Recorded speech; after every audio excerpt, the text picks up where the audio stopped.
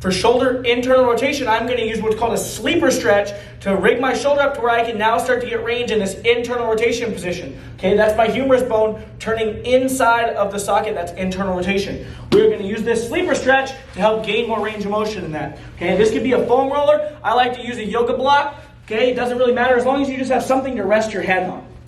From there, I want to make sure that I'm not really open like this and that my scap is super protracted, because what can happen is I can use more range of motion. Okay, that's not true shoulder range of motion anymore. So what I want to do is lift myself up and I want to pull my scap down and back and set it. Okay, what that does is it allows me to attack my shoulder for just the humerus bone sitting in the glenoid. Okay, I got this V shape with my legs. What I'm going to do is I'm going to take my top hand, not at my wrist, but at my forearm, and I'm going to start to push my arm down towards my legs. Okay? At no point is my elbow slipping down towards my legs. It's staying right where it's at because I'm trying to get rotation right at the shoulder joint.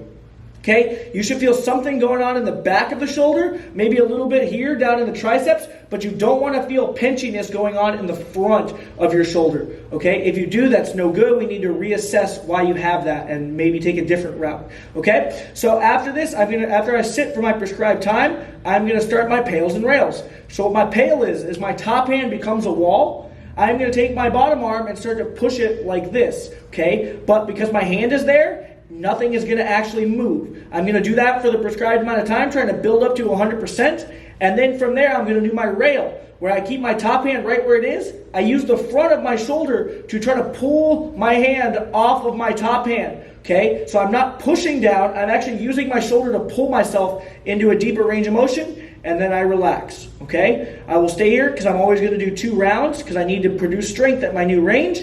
So my top hand becomes a wall. I push into my top arm. Nothing is moving, but my muscles are working. From there, I'm going to pull off my top hand. It might not be as dramatic as the first time, but as long as you feel the front of your shoulder working, that's okay. Prescribed amount of time, then we grab, relax for 10 or 15 seconds, and then we come out. Okay? And that is how we do a sleeper stretch for shoulder internal rotation.